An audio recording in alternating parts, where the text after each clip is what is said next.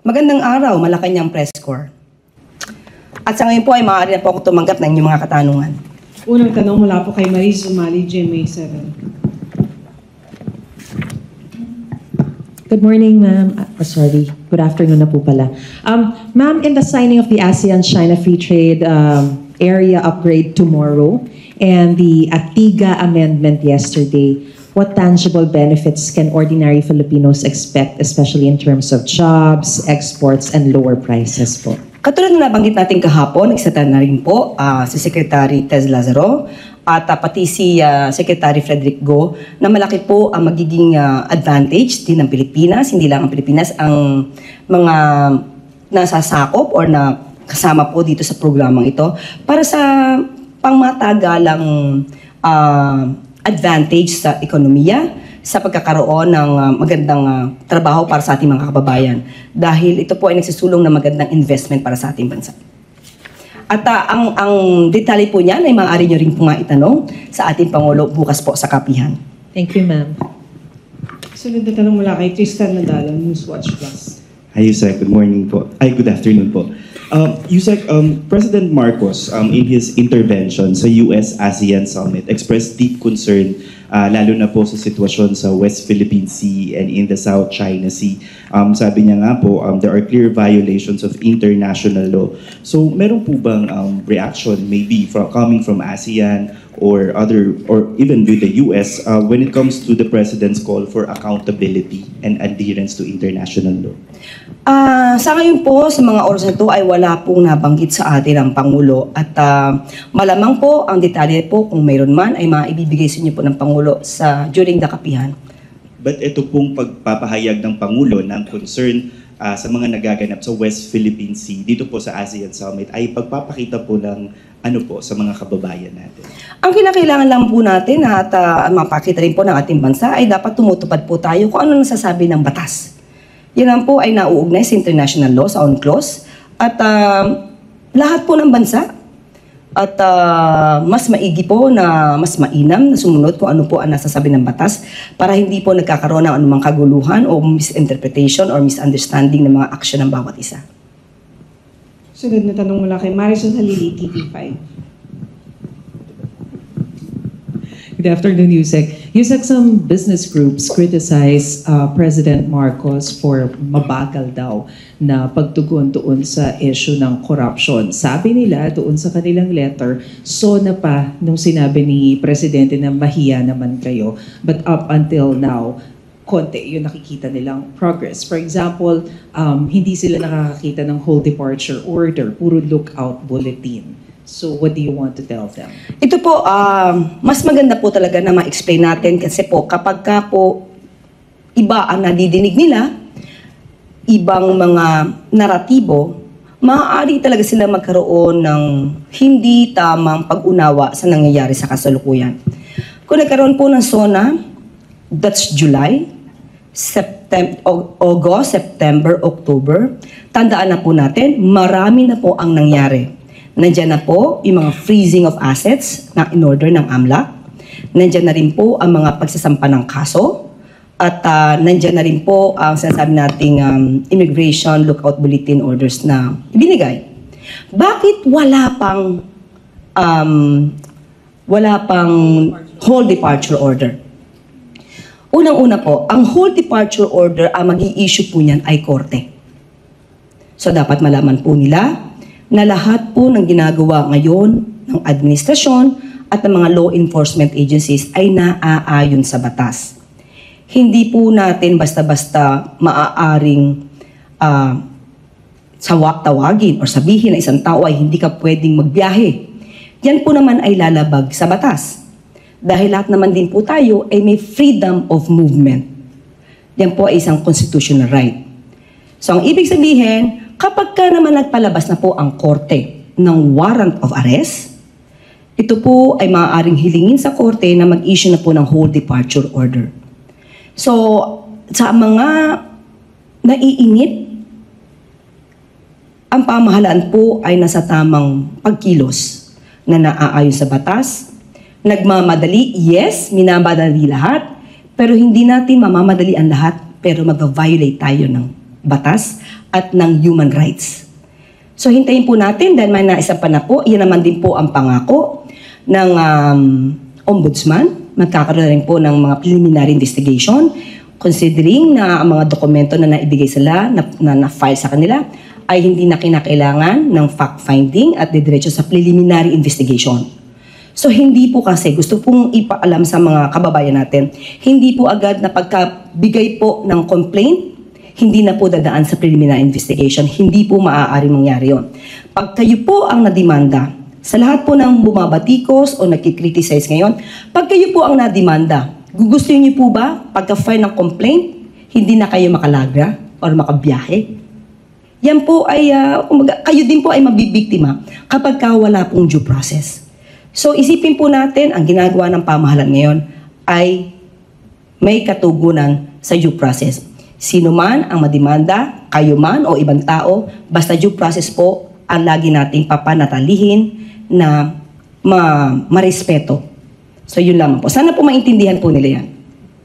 In relation po sa issue ng transparency, nag-comment kasi si Congressman Laila De Lima about the SALN of the President saying na dapat siya na yung manguna na magpakita ng SALN and wag na siyang gumaya doon sa previous administration that it seems na ginagamit din na protection ng ombudsman.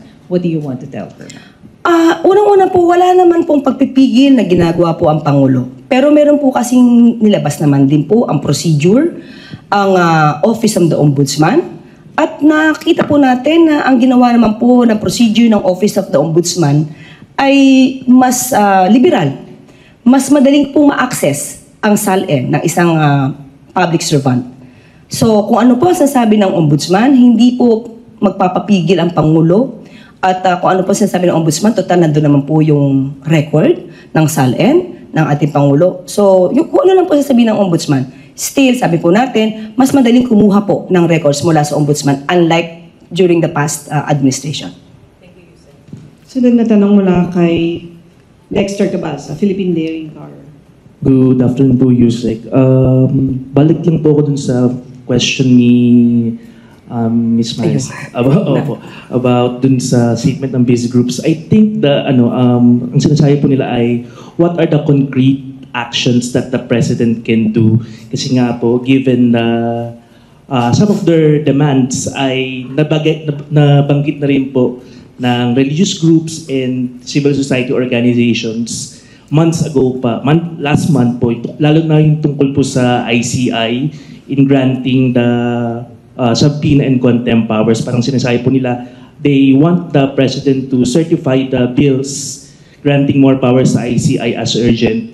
Kasi yung, the President can do it naman and he can also call for a special session since naka-adjourn po yung Congress. Ano po yung mga concrete steps na gagawin po talaga ng Pangulo? So yun lang po ba yung gusto nila? Na ma-certify as urgent yung bill? Yun po yung sinasabi ba natin na concrete step na gusto nilang mangyari? Among other... Ang dami nung among others. So doon lang tayo sa isang issue muna. Unang-una po, ang NBI po ay isang investigative body.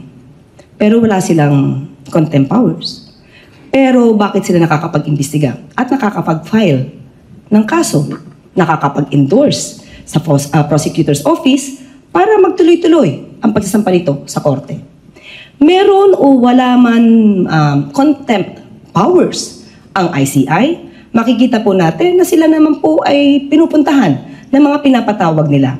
Ang pag-iimbestiga po, di naman po siguro kinakailangan sa aking pananaw nang magkaroon ng contempt powers dahil marami po ang maaari magpasubpina at hindi naman po kinakailangan na pag hindi pumunta yung tao ay bibigyan mo ng punishment, ng imprisonment.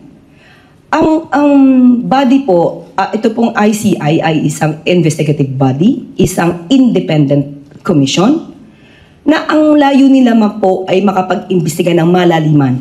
Kung hindi pupunta yung mga taong maaaring involved sa mga anomalyang flood control projects or infrastructure, hindi na po yan kasalanan ng ICI, hindi po yan kasalanan ng Pangulo, yan po ay kasalanan po ng taong pinapatawag kung ayaw nilang madinig. So kung walang nadinig sa kanila, ang magiging presumption nun, base sa mga dokumentong nakuha ng ICI, ay maaari silang makasuhan. Maaari silang makasuhan ng mga kasong no bail recommended.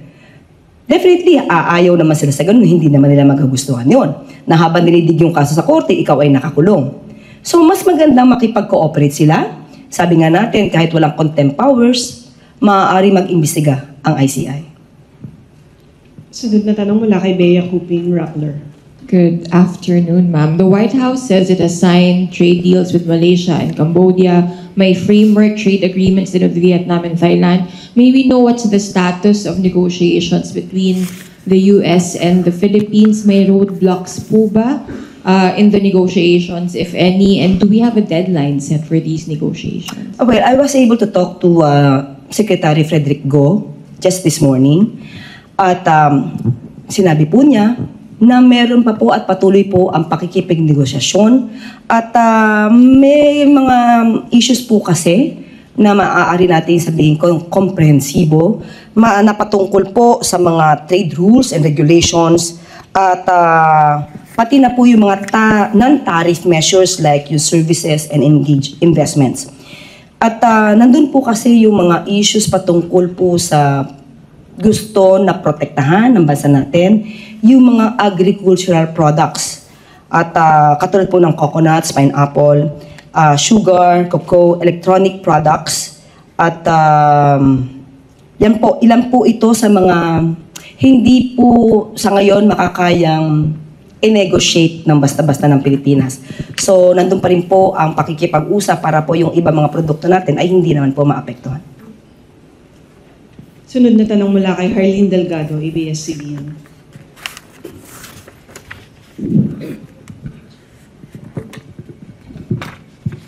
Hi, Yusek. Good afternoon. Yusek, may we get a confirmation if the President has already accepted the resignation of Jaime Santiago and the appointment of NBI Assistant Director Lito Magno as the new OIC Director? It's confirmed. Confirmed po. Can you Okay, specify? confirm po na inaccept na po ang resignation ni dating NBI Director Jimmy Santiago at ang OIC po ngayon na itinalaga ay si Sir Lito Magno. Yusek, may we know if there's any marching order from the President as Magno takes the helm of NBI? Hindi pa po namin napag-uusapan to at kinonfirm ko lamang po, na-confirm lamang po sa atin na na-accept po ang resignation Thank you, ni Yusek. dating NBI Director Jimmy Santiago. Sunod na tanong mula kay Helen Flores, Philippine Star. Good afternoon, Yusek. Yusek, may mga photos and videos po of the group photo during the ASEAN-Japan Summit na wala po si President. Would you like to clarify that?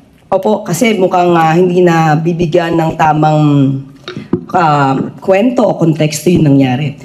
Doon po at naipaliwanag din po sa atin, sinabi din po ni Sec. Dave Gomez na nangyari po yan, yung kanilang photo ops, ay nasa extended bilateral meeting pa po ang Pangulo with the UN. So, pero naka-attend po ang Pangulo sa nasabing okasyon sa nakasama po ang bansang Japan. So, liwanagin lang po natin, wala po ang Pangulo sa photo ops, pero umattend po siya sa summit. Nagkataon lang po nung sila ay nagkaroon ng photo ops, ang Pangulo ay nasa extended bilateral meeting pa with UN. Sunod na tanong mula kay Joanna Balyeran, GG Press. Hi ma'am, good afternoon. I'm Joanna Balyaran from GG Press, Japanese News Agency. My question is about the AXA, the Acquisition and Cross-Servicing Agreement that was agreed upon by Philippines and Japan in principle yesterday. Is there a timeline for this? When do we expect this to be signed by both countries? Sa ngayon po, wala pa po tayong masyadong detalye, hindi pa po sa amin na ibibigay. At most probably, kapag po natapos itong press briefing natin at tanungin po namin pinakadetalye, ibibigay ko po sa inyo agad-agad. Okay. Just a different question, ma'am, on the South China Sea naman.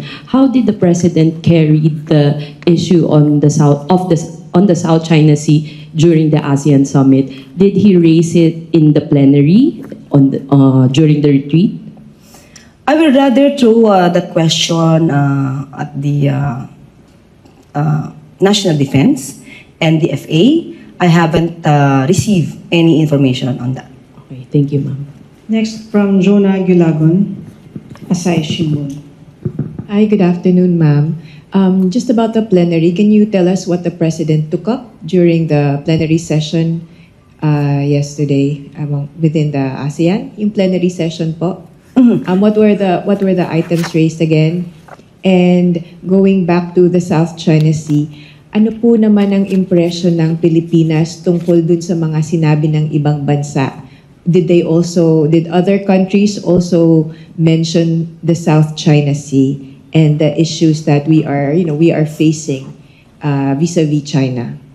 Patungkol po sa South China Sea, at sinabi ko po, mas maganda po na si Secretary Tess Lazaro ang matanong po natin dyan at hingin ko po ang detalye dahil hindi po ako authorized ngayon magsita patungkol dyan at wala pa po tayong pinakadetalye. Well, anyway, yung tungkol sa plenary, ito na may napag-usapan na rin po natin kahapon. Siyempre po, ito yung patungkol sa mga shared goals and values ng mga ASEAN na member states. So, yun pa rin po, ganun pa rin po at ninanais pa rin po ng Pangulo na magkaisa ang bawat bansa na miyembro nito para sa magandang takbo ng ekonomiya, trade and investments, and of course, security. Next question mula po kay Rich Bonquevedo, Daily Tribune. Good afternoon po, Yusek. Tinawag po ni Representative Pulong Duterte si AFP Chief of Staff General Romeo Bronner Jr. na trigger happy dahil sa statement niya tungkol sa Typhoon missile system capability. He questioned the loyalty of the AFP chief, asking him if he's for the Philippines or for the CIA since the Typhoon missile is from the US. And though nag-clarify na po si General Bronner and the AFP that the statement was a technical fact, ano po ang masasabi ng Malacanang tungkol po? Well, unang-una, noong pa sinabi ng Pangulo, what can we expect from the Dutertes? They are pro-China. Binanggit niya na po yan. At ano pa rin po ba ang masasabi natin sa mga statement ng congressman? Lalo-lalo at sinabi rin ni Commodore Tariela na itong mga naratibo na to ay pro-China. So, sila po ba na mga anak ng dating Pangulong Duterte ay lilihis pa po ba sa sinabi ng dating Pangulo? Meron po tayo dito, kung matatandaan niyo po, sinabi niya, Duterte says he is inutil, cannot do anything against China Sea aggression. Siguro natatandaan niyo po ito. So sila ba, mga anak, sila po ba ang kukontra sa kanilang ama? So unang-una po, wag niya pong i-undermine yung balak ng Pangulo na palakasin ang puwersa ng armed forces at matuloy ang AFP modernization. Lahat ng ito ay hindi pang sarili, hindi para sa anumang bansa, kundi para sa sarili nating bansa. Kailangan nating lumakas ang puwersa natin hindi para makapaggera, katulad ng sinasabi nila, na pinapanakot nila sa ating mga kababayan, na itong ginagawa ay parang naghahakayat o naghihikayat ng giyera. Hindi po yun ang nais ng Pangulo. Kailangan lang pong lumakas din ang ating pwersa at hindi tayo magaya sa nakarang administrasyon na inutil, na ituturing pagdating sa China aggression. Sana madinig din natin sa kanila. Pagka mayroong nadidisgrasya o nasasangkot sa pagwa-water cannon ng bansang China, sana ay maingay din sila. Madinig din natin kung ano ang kanilang mga saloobin sa mga nangyayari sa ating mga mangingisda at sa mga nararamdaman at sinasapit ng ating mga miyembro sa Philippine Coast Guard. Salamat po. Last question muna kay Celerina Monte. Sorry, good afternoon. Good afternoon, Ma'am. Celerina Monte from NHK Japan Public TV. I'm sorry, late po ako. I just want to ask again, I don't know if this was asked already. May we know the most important points that the President raised during the ASEAN Plus 3 insofar as the South China Sea is concerned? Kanina po, nabanggit na po natin. Ibibigay ko na lamang sa iyo yung detalye, pati ang binanggit nating mga balita patungkol po dyan. Opo, meron na po kanina. Okay. I have a camera there. I'm so sorry. Is it okay if you could repeat? Sorry, ma'am. Pasensya na po. Okay, bibigay po natin ang konting mga sinabi po natin kaninang good news. Okay, sa intervention ni Pangulong Marcos Jr. sa 28th ASEAN Plus 3 Summit, kinilala ng Pangulo ang malaking ambag ng ASEAN Plus 3 para sa regional resilience at cooperation sa gitna ng mga pagsubok sa rehiyon. Nanawagan din si Pangulong Marcos Jr. sa mas matatag na kolaborasyon upang wakasan ang transnational crimes sa pamamagitan ng pagpapaunlad sa cross-border coordination, information sharing, at victim-centered protection. So ilan lamang po ito sa mga napag-usapan sa nasabing summit. Did he bring up again the code of conduct since I believe the Philippines has been pushing for it, especially when we host the ASEAN chairmanship next year? Sa ngayon, although na ito'y nabanggitan din kanina at natanong, wala po tayo munang ibibigay na anumang detalye patungkol sa South China Sea o sa bansang China. At hayaan na lang po natin si Secretary Tez Lazaro ang sumagot po dyan dahil wala pa po sa amin na ibibigay na detalye patungkol dyan. Claire. Maraming salamat po. Pilipinas, personal na tinanggap ang Timor-Leste bilang bagong kasapi ng ASEAN. Malugod at personal na binati ni Pangulong Ferdinand R. Marcos Jr. ngayong tanghali si Timor-Leste Prime Minister K. Rala Sianana Guzmao bilang bagong miyembro ng ASEAN. Ang Timor-Leste ang ikapang-11 member state ng ASEAN. Sa nagpapatuloy na 47th ASEAN Summit at related summits sa Kuala Lumpur, nagdaos ng isang pagtanggap si Pangulong Marcos Jr. para kay Prime Minister Sianana Guzmao. Kasama ng Pangulo na bumati sa Prime Minister ang ilang kalihim, kabilang sina DFA Secretary Tez Lazaro, DTI Secretary Cristina Aldeguer Roque, DSWD Secretary Rex Gatchalian, at PCO Secretary Dave Gomez at iba pang mga opisyal ng pamahalaan. Nauna nang nagpaabot ng kanyang pagbati si Pangulong Marcos Jr. noong Sabado sa kanyang intervention sa plenary session ng 47th ASEAN Summit.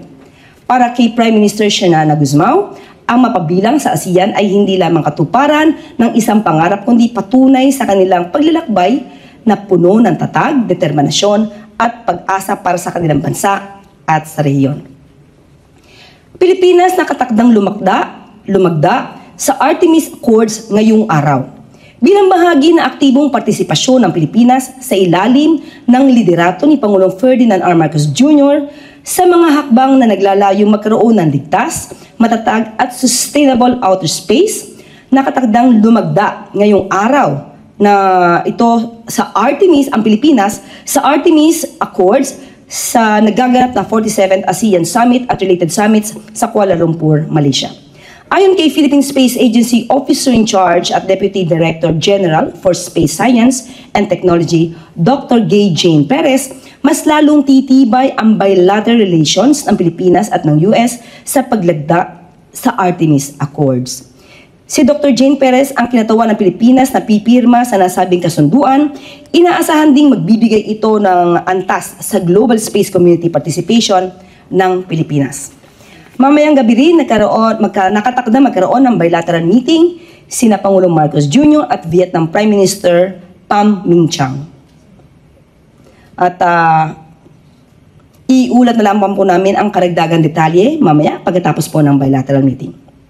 Ang bilateral meeting ni Pangulong Marcos Jr. at Prime Minister Ching ay isa sa mga activity ng Pangulo na nagpapatuloy sa 47th ASEAN Summit at related summits sa Kuala Lumpur, Malaysia. Another good news.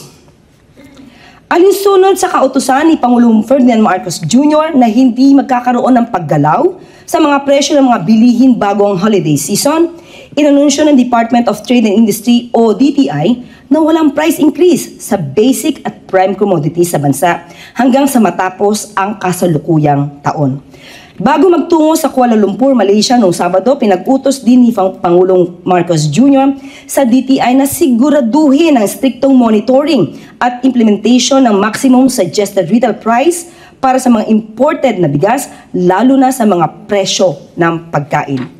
Ipinag-utos din ni Pangulong Marcos Jr. sa ahensya na ipagpatuloy ang monitoring at pakikipag-ugnayan sa mga manufacturer na panatilihin ang presyo ng mga bilihin. Ayon kay DTI Secretary Maria Cristina Aldeguer Roque, Lahat ng mga stakeholders ay nakipagtulungan sa pamahalaan para masigurong walang pagtaas sa presyo ng mga bilihin sa mga palengke, lalo ngayong darating na holiday season. Nagtutulungan din ang lahat upang maibigay ang presyo ng naaayon at gusto ng ating mga kababayan. At dito na po nagtatapos ang ating press briefing. Magandang araw para sa bagong Pilipinas.